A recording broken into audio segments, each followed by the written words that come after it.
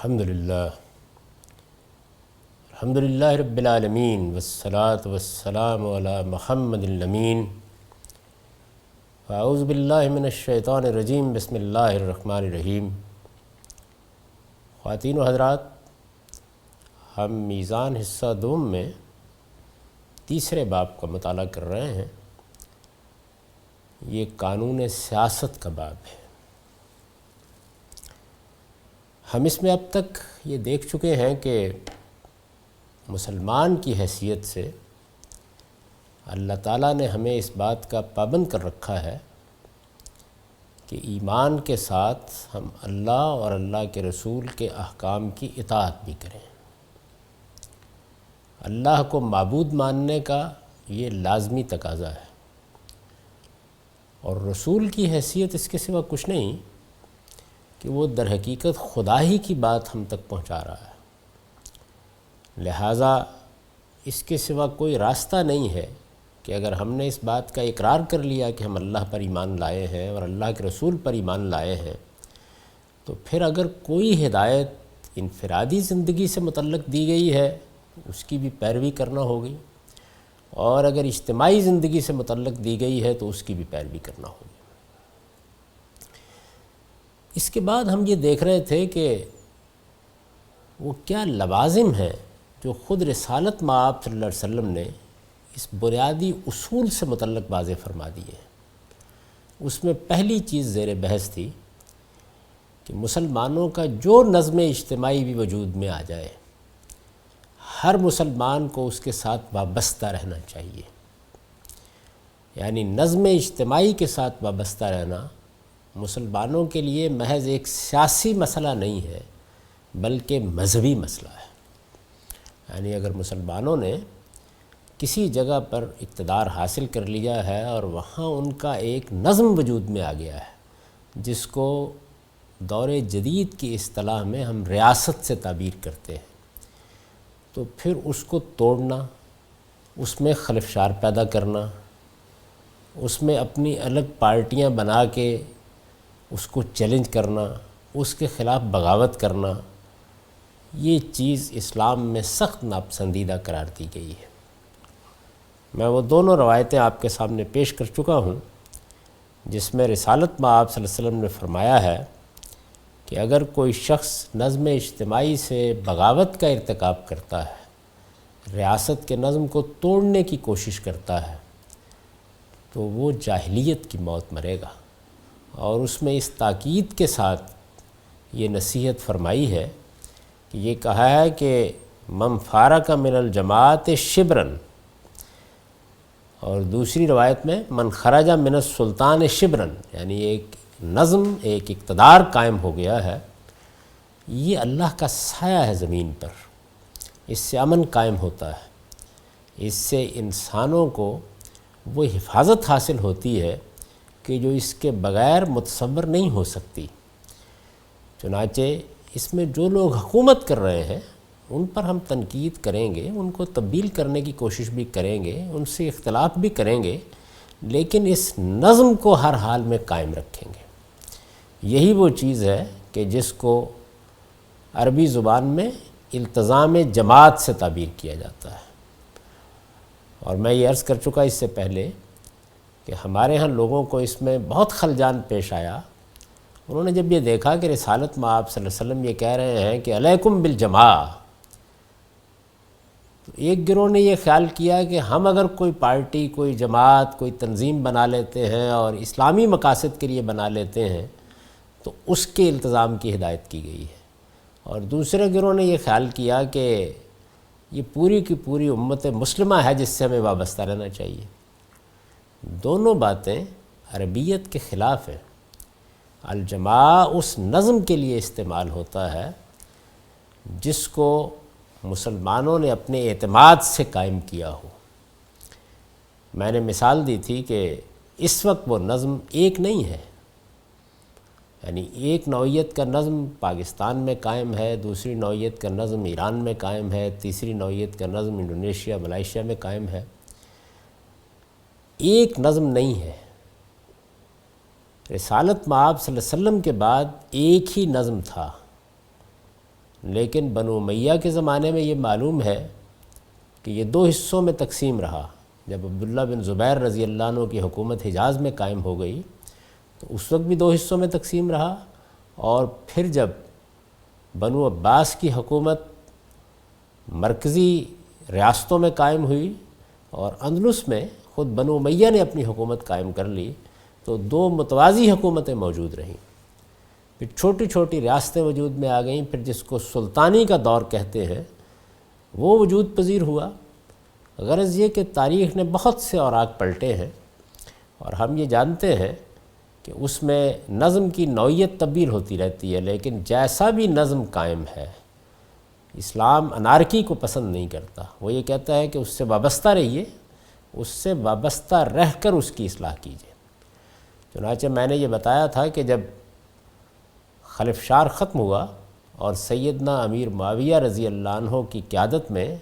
مسلمان متحد ہو گئے اور ان کا پہلا نظم بحال ہو گیا، تو اسے عام الجماع قرار دے دیا گیا۔ یعنی صحابہ کرام نے یہ کہا کہ یہ اب الجماع کا سال ہے، یعنی نظم اجتماعی بحال ہو گیا ہے، اور ہم ایک مرتبہ پھر اس جگہ آ گئے ہیں جہاں رسالت میں آپ صلی اللہ علیہ وسلم نے ہم کو چھوڑا تھا۔ تو مسلمانوں کا جائز اور قانونی نظم جہاں بھی قائم ہوگا، ہم مسلمانوں کی مذہبی ذمہ داری ہے کہ اس کے ساتھ وابستہ رہیں۔ اس کے بارے میں یہ بحث بھی بالکل بے معنی اور غیر متعلق ہے کہ اس نظم کا شریعت کے ساتھ کیا تعلق ہے۔ یعنی جس طرح سے ایک مسلمان کے بارے میں ہم یہ کہتے ہیں کہ وہ مسلمان ہے، وہ اپنے مسلمان ہونے کا اقرار کر رہا ہے، تاہم یہ ایک حد ہے جس سے وہ نکل جائے گا تو اس کے بعد ہم اس کے کفر کا فیصلہ کریں گے۔ تو نظم اجتماعی کا معاملہ بھی یہی ہے۔ انفرادی زندگی میں بھی ہر غلطی، ہر کوتاہی، ہر انحراف پر ہم کسی آدمی کو اسلام کے دائرے سے نہیں نکال دیتے۔ بالکل یہی صورتحال اجتماعی نظم کے بارے میں بھی رہے گی، اور اس کو خود رسالت مآب صلی اللہ علیہ وسلم نے آگے متعین کر دیا ہے۔ وہ زیر بحث آ جائے گا، کیونکہ جہاں تک نظم کا تعلق ہے وہ تو اپنا تقدس رکھتا ہے، لیکن جو لوگ اس کو چلا رہے ہیں، امراء ہیں، عمال ہیں، حکام ہیں، ان کے بارے میں ہمارے رویوں میں تبدیلی آ سکتی ہے، وہ زیر بحث آ جائے گی۔ اس میں خاص طور پر خاتمہ کلام میں نے یہ توجہ دلائی تھی کہ رسالت مآب صلی اللہ علیہ وسلم کی حضرت حذیفہ کے ساتھ ایک گفتگو بڑی اہمیت کی حامل ہے، اور اس کو امام مسلم نے روایت کیا ہے۔ یعنی اس میں رسول اللہ صلی اللہ علیہ وسلم سے انہوں نے پوچھا ہے کہ جب فتنے پیدا ہو جائیں، مختلف گروہ اٹھ کھڑے ہوں، نظم اجتماعی کے خلاف جگہ جگہ بغاوت ہو رہی ہو، مختلف جماعتیں الگ الگ منظم ہو کر اپنی اطاعت کی دعوت دے رہی ہوں، تو مجھے کیا کرنا چاہیے؟ تو رسالت مآب صلی اللہ علیہ وسلم نے یہ فرمایا کہ تلزم جماعت المسلمین و امامہم، یعنی مسلمانوں کا جو نظم اجتماعی قائم ہے، جس کے خلاف بغاوت ہو رہی ہے، جس کو توڑنے کے لیے مختلف جمعیتیں سرگرم ہو گئی ہیں، تم اسی سے وابستہ رہو گے۔ تلزم جماعت المسلمین و امامہم، یعنی مسلمانوں نے جس شخص کو حکومت اور اقتدار دے رکھا ہے، جس کو ان کا اعتماد حاصل ہے، اور جو اجتماعی نظم قائم ہے، تم اس کے ساتھ وابستہ رہو گے، کسی حال میں بھی اس سے الگ نہیں ہوگے۔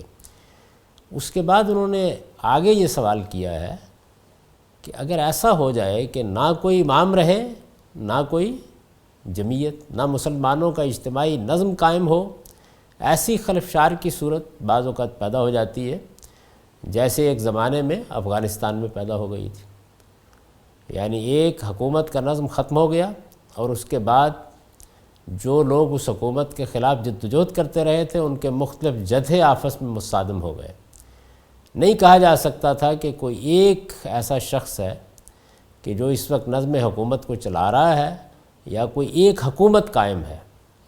تو یہ صورتحال بھی بعض اوقات پیدا ہو جاتی ہے۔ اس میں جب انہوں نے پوچھا کہ پھر کیا کرنا چاہیے، تو رسول اللہ صلی اللہ علیہ وسلم نے یہ نہیں فرمایا کہ پھر تم بھی اپنا ایک جتھا منظم کرو اور اٹھ کھڑے ہو، اپنی ایک جماعت بناؤ اور نفاذ شریعت کا نعرہ لگا کر تم بھی حکومت حاصل کرنے والوں کی دوڑ میں شامل ہو جاؤ۔ یہ نہیں فرمایا۔ آپ نے فرمایا کہ اس صورت میں زیادہ اچھا یہ ہے کہ تم پہاڑ کی کسی کھو میں چلے جاؤ، لیکن کسی فتنے کا تمہیں حصہ نہیں بننا چاہیے۔ یہ جو پورا کا پورا مضمون ہے جو ان روایتوں میں بیان ہوا ہے، اور جو قرآن مجید کے منشا کو بالکل ٹھیک بیان کر رہا ہے، یہ پورا مضمون اگر آپ سامنے رکھیں تو اس کا جو نتیجہ نکلتا ہے وہ یہ ہے کہ اجتماعی نظم کے خلاف بغاوت کرنا، اس کو توڑنے کی کوشش کرنا، یہ مذہبی لحاظ سے ہمارے لیے کسی موقع پر بھی جائز نہیں ہوتا۔ یعنی اس میں قائم حکومت سے ہم اختلاف کریں گے، امراء اور عمال سے اختلاف کریں گے، ان کو بدلنے کی کوشش بھی کر سکتے ہیں اور وہ آگے زیر بحث آ جائے گا، لیکن جو ریاست کا نظم ہے، اب اس کو ذرا پیچھے لے جا کے دیکھیے کہ اگر اس ہدایت کی آخری درجے میں پیروی کی جاتی تو مسلمانوں کی ایک ہی حکومت قائم رہتی، لیکن بدقسمتی سے ایسا نہیں ہوا، اور جب وہ مختلف ریاستوں میں تقسیم ہو گئے اور ہر ریاست نے اپنا ایک انڈیپینڈنٹ آزاد نظم قائم کر لیا، یا جس طرح کہ پھر آزادی کے بعد اب ہوا ہے کہ 50-55 مسلمان ملک وجود میں آ گئے ہیں، تو اب یہی نظم ہے۔ آپ آگے بڑھ کے اس کو کسی ایک نظم میں بدلیں، بہت اچھی بات ہے،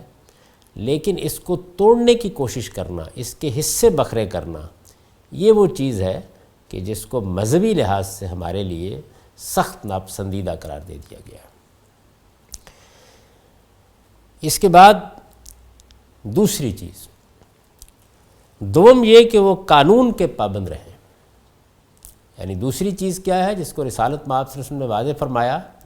کہ جب ایک نظم اجتماعی قائم ہوگا تو اس میں کوئی ضابطہ ہوگا، کوئی قانون ہوگا، کوئی نظام اطاعت ہوگا، اس کے بغیر تو نظم قائم نہیں ہو سکتا،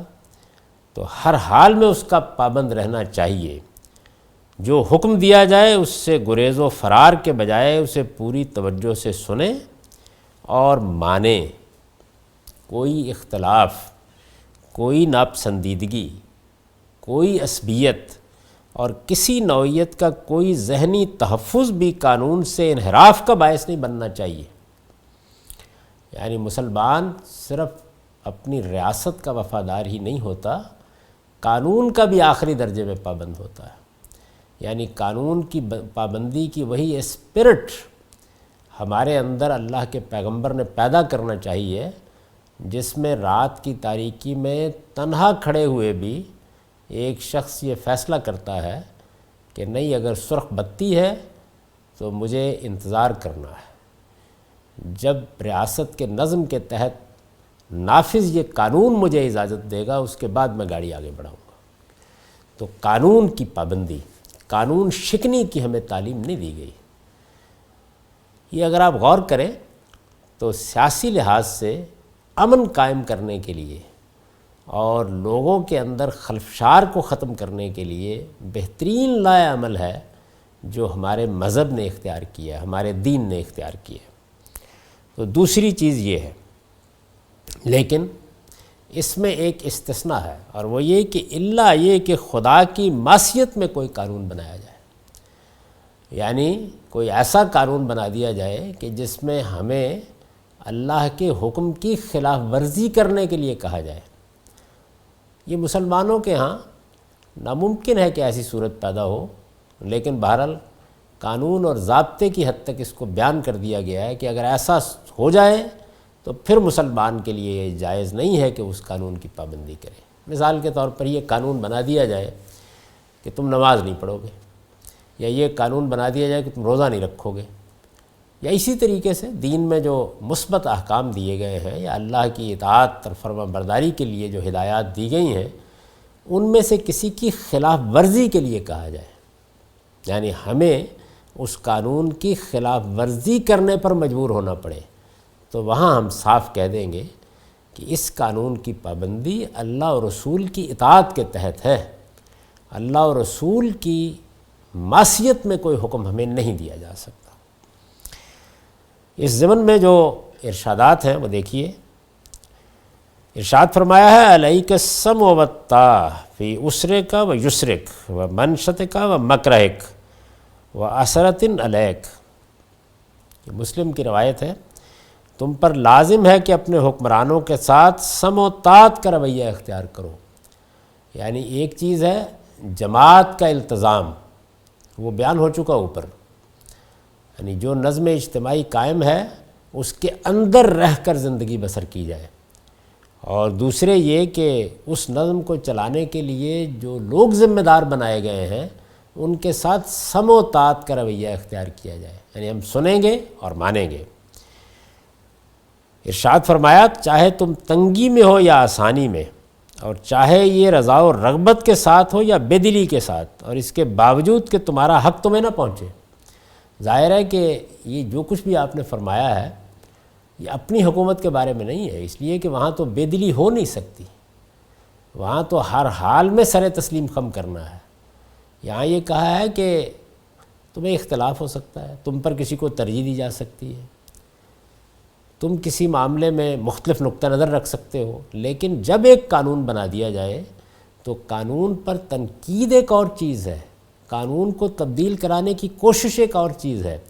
قانون کی خلاف ورزی نہیں تم کر سکتے، یعنی اس قانون کی پابندی کرتے ہوئے ہم اس کو تبدیل کرانے کی کوشش کریں گے،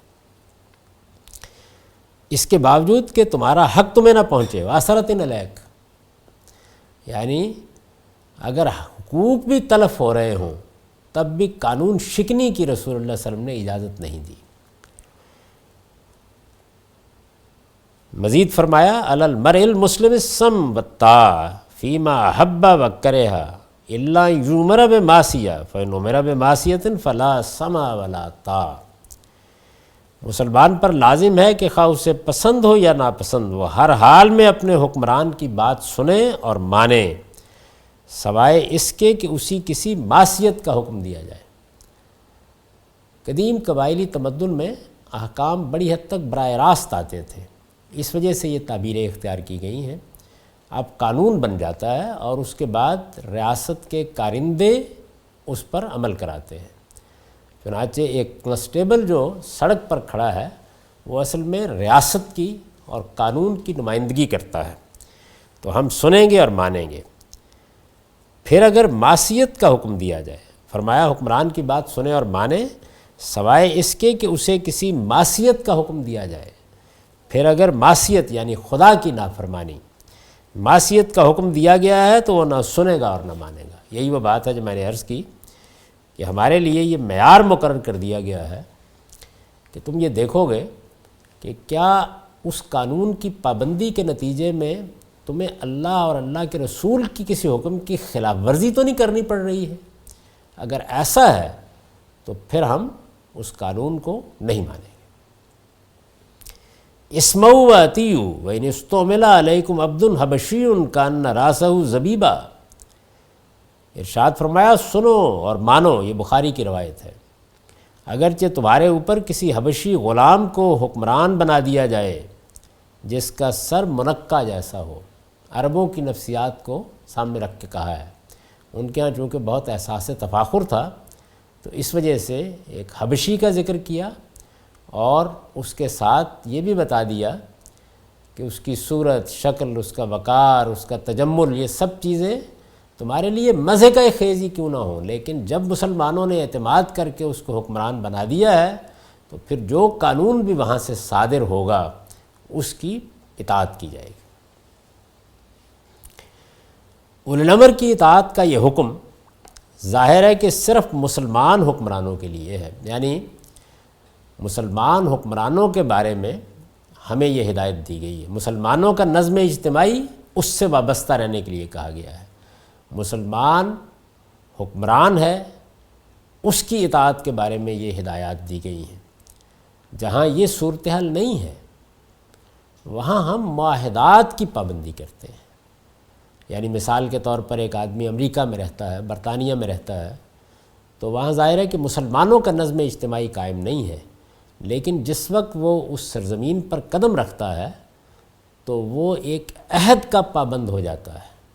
اگر شریعت حاصل کرتا ہے تو پھر تو باقاعدہ حلف اٹھا کے عہد کا پابند ہو جاتا ہے،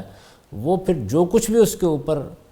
چیزیں لاگو ہوتی ہیں وہ اس پابندی عہد کے ذیل میں ہوتی ہیں، اور ہم مسلمانوں کو اصولی طور پر اس کا پابند کر دیا گیا ہے کہ ہم عہد معاہدے کی خلاف ورزی نہیں کریں گے، آخری درجے میں اس کی روح کو سامنے رکھ کے اس کی پابندی کریں گے۔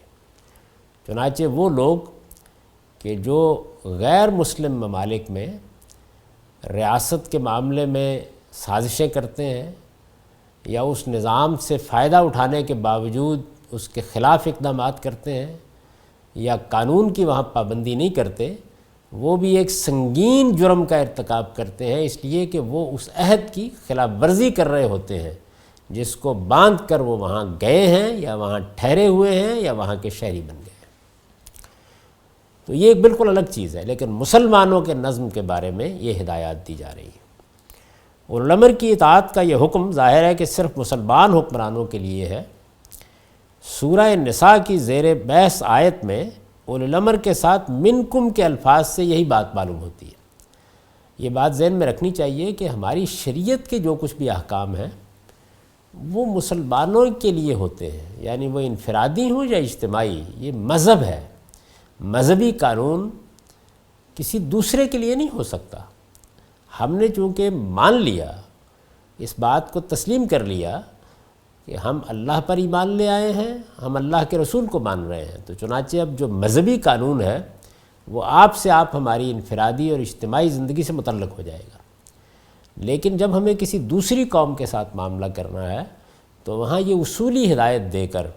ہر طرح کے حالات کے لیے ہمیں پابند کر دیا گیا ہے کہ ہم معاہدات کی خلاف ورزی نہیں کریں گے، کسی حال میں بھی نہیں کریں گے، اور اگر ناگزیر ہو گیا ہے تو پہلے علانیہ اس معاہدے سے نکلیں گے، اس کے بعد پھر ہمیں حق ہے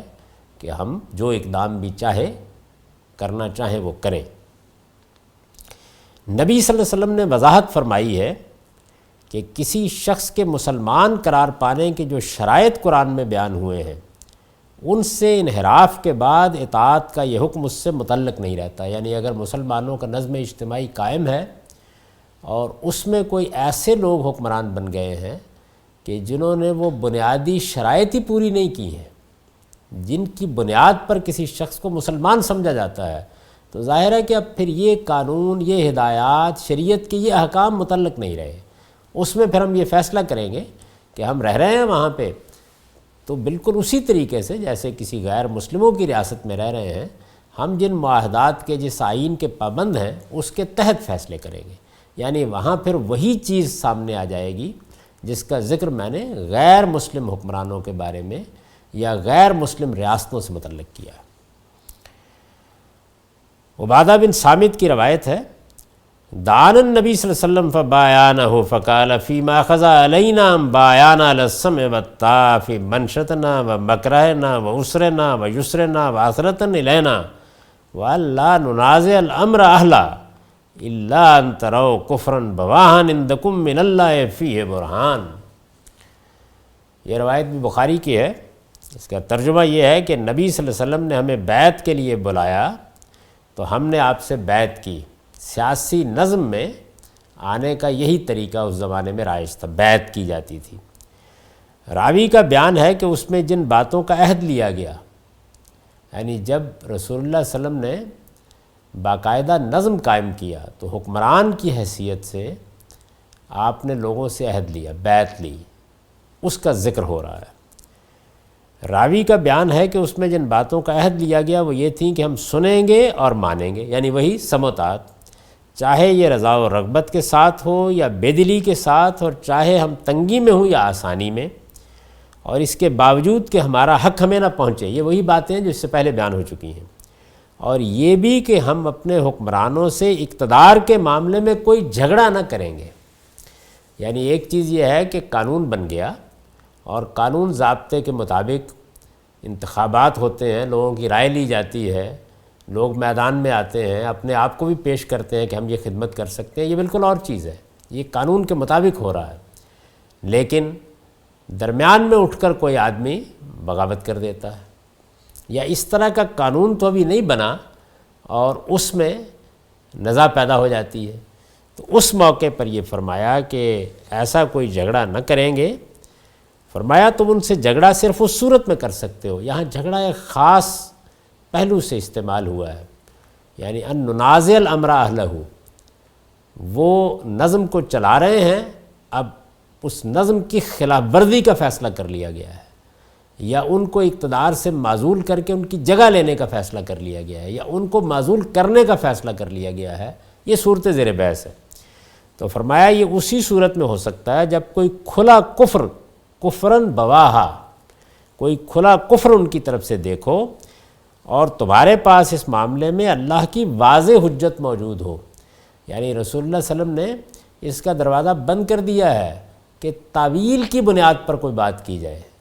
تعویل کی بنیاد پر گفتگو ہوتی ہے، بات ہوتی ہے۔ جب بات تعویل سے آگے نکل گئی، صریح طور پر ایک آدمی کہتا ہے کہ میں اللہ کے رسول کو نہیں مانتا، صریح طور پر کہتا ہے کہ میں اللہ کو نہیں مانتا،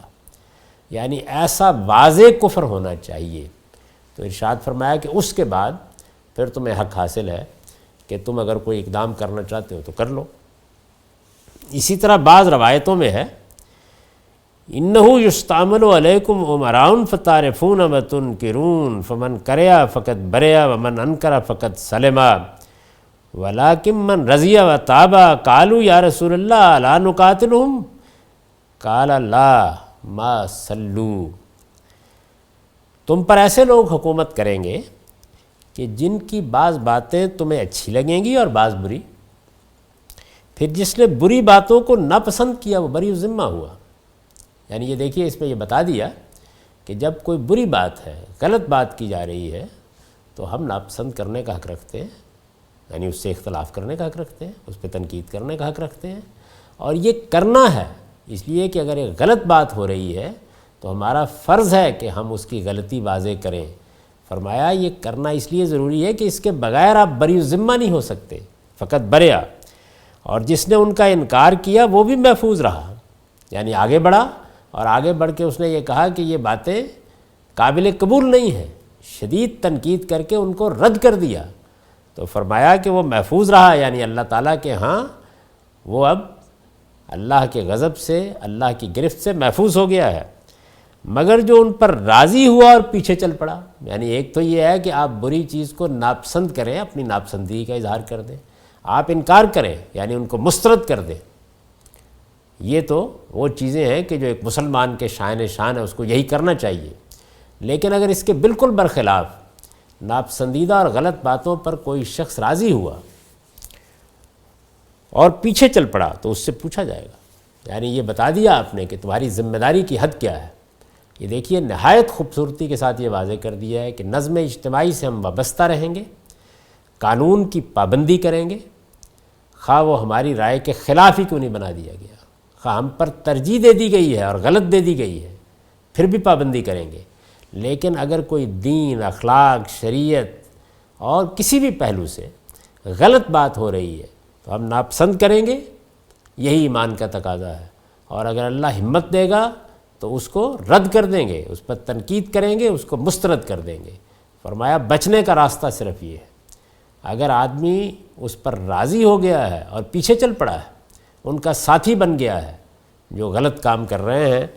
تو ارشاد فرمایا کہ اس کی بنیاد پر مسئول ہو جاؤ گے۔ یعنی اس طرح گویا ٹھیک توازن قائم کر دیا ہے کہ ہمارا رویہ بحیثیت ایک مسلمان کے اس طرح کی صورتحال میں کیا ہونا چاہیے۔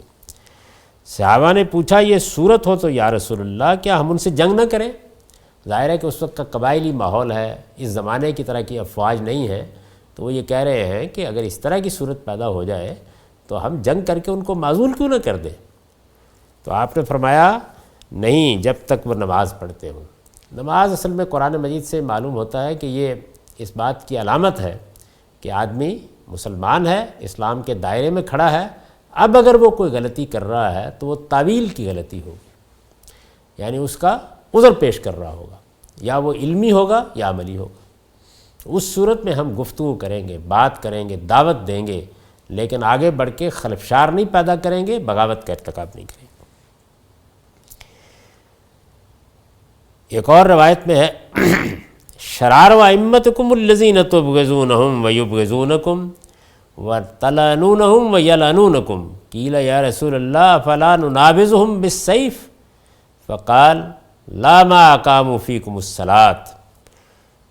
تمہارے بدترین حکمران وہ ہیں جن سے تم نفرت کرو اور وہ تم سے نفرت کریں، تم ان پر لعنت کرو اور وہ تم پر لعنت کریں۔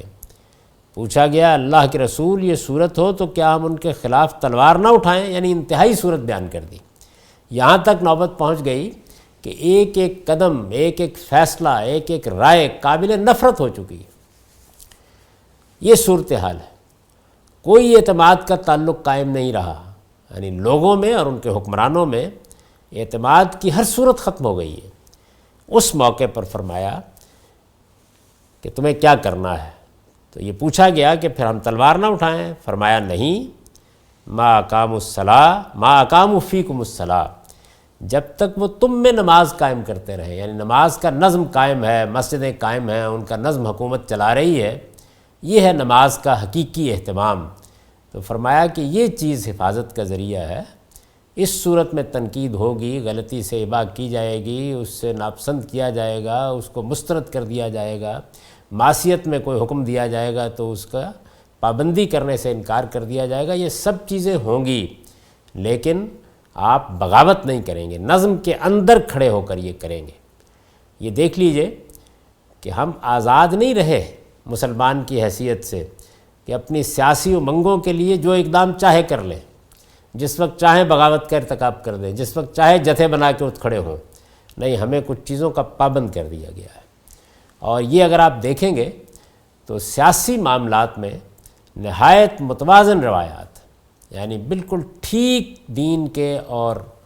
عقل و اخلاق کے منشا کو واضح کر دیتی ہے۔ یہی ہونا چاہیے، یعنی مسلمانوں کو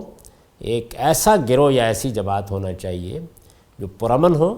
مہذب ہوں، جو قانون کی پابندی کرنے والے ہوں،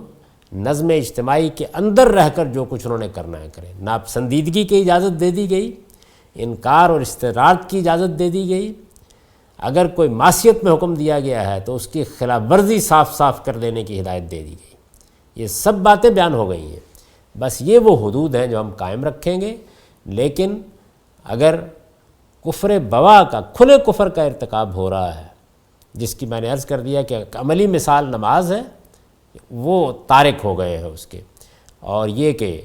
اللہ کو، اللہ کے پیغمبر کو واضح طور پر ماننے سے انکار کر دیا ہے۔ عملی لحاظ سے یہ ایک قطعی علامت ہے، اور علمی لحاظ سے ہر آدمی جانتا ہے کہ ایمانیات کی بنیادیں کیا ہیں، اس میں تعویلات زیر بحث نہیں آتی۔ رسالت میں آپ صلی اللہ علیہ وسلم نے پابند کر دیا ہے کہ بالکل کھلا کفر ہونا چاہیے۔ عندکم من اللہ فیہ برہان، یعنی تمہارے پاس اس معاملے میں اللہ تعالیٰ کی طرف سے ایک واضح برہان ہو، قطعی حجت اور دلیل موجود ہو، اس کے لیے کوئی استدلال کرنے کی ضرورت پیش نہ آئے، سیدھی صاف بات ہے جو وہ کہہ رہے ہیں اور تم کہہ رہے ہو۔ اس کے بعد ہم پر ذمہ داری نہیں رہی، اطاعت کی ذمہ داری نہیں رہی۔ اس میں کسی جگہ بھی یہ بات نہیں کہی گئی کہ پھر تمہیں بغاوت کرنی لازم ہو گئی ہے، پھر تمہیں خروج کرنا لازم ہو گیا ہے، پھر تمہیں سیاسی جدوجہد کرنی چاہیے۔ نہیں، یہ چیزیں پھر ہمارے اختیار پر چھوڑ دی گئی ہیں۔ یعنی ان میں سے کوئی چیز جب تک جائز نہیں تھی اس کو بیان کر دیا گیا ہے، اس کے بعد ہمیں کیا کرنا ہے اس سے متعلق دین نے کوئی حکم نہیں دیا۔ اس کی وجہ یہ ہے کہ یہ معاملات وہ ہیں کہ جن میں پھر حالات کے لحاظ سے جو کچھ بھی زمانہ اور اس کے تقاضے ہوتے ہیں اس میں رہ کے فیصلہ کیا جاتا ہے، اور یہ فیصلہ ہر گروہ کی حیثیت سے، ہر فرد کی حیثیت سے کر سکتا ہے۔ یہ اصول کی باتیں ہیں جن کو رسالت میں آپ صلی اللہ علیہ وسلم نے واضح کر دیا۔ اس کی روشنی میں آپ دیکھ سکتے ہیں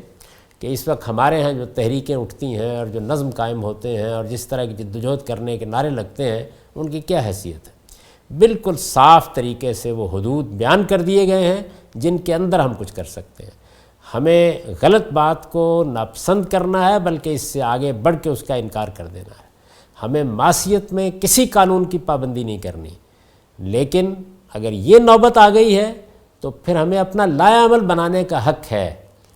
اور وہ لایا عمل بغاوت کا لایا عمل بھی ہو سکتا ہے، وہ آگے زیر بحث آئے گا۔ لیکن اگر یہ نوبت نہیں آئی تو پھر ہم قانون کی پابندی کرتے ہوئے پرامن طریقے سے جدوجہد کرتے رہیں گے۔ اس دائرے کے اندر ہمیں یہی حکم دیا گیا ہے۔ اس کے بعد جیسے کہ میں نے عرض کیا، یہ نہیں کیا گیا کہ کوئی چیز لازم کر دی گئی ہو، یعنی اگر اس کے بعد بھی ہم یہ فیصلہ کرتے ہیں کہ ہم نظم کے اندر رہیں گے اور بس تنقید پہ اکتفا کریں گے یا اپنی بات کہنے پہ اکتفا کریں گے تو دین ہمیں کسی نئے حکم کا پابند نہیں کرتا۔ چنانچہ میں نے ایک زمانے میں اس پر لکھا بھی تھا کہ خروج اور بغاوت جائز ہوتی ہے، یہ بحث ہے پچھلی 14 صدیوں میں اہل ایمان۔ جائز کب ہوتی ہے؟ یہ واجب ہو جاتی ہے، یہ مستحب ہو جاتی ہے؟ نہیں، اس کا کوئی سوال نہیں ہے۔ یعنی یہ صرف موجودہ زمانے کی سیاسی امنگیں ہیں جن سے یہ ساری چیزیں پیدا ہوئی ہیں۔ ہمارا قانون بالکل واضح ہے کہ یہ اس جگہ پر جا کر جائز ہو جاتی ہے۔ جواز اور عدم جواز زیر بحث ہے، استحباب یا فرض ہونا یا وجوب، ان میں سے کوئی چیز سرے سے دین میں زیر بحث ہی نہیں۔ اس کے بعد ابھی یہ بحث جاری ہے اور اس میں اب ہمیں یہ دیکھنا ہے کہ اگر بغاوت ہی کا ارتکاب کیا جاتا ہے تو پھر اس کے حدود کیا ہے۔ اس کے بعد ہم کسی دوسری نشست میں اس پر بات کریں گے۔ اقول قولی ھذا واستغفر اللہ لی ولکم ولسائر المؤمنین۔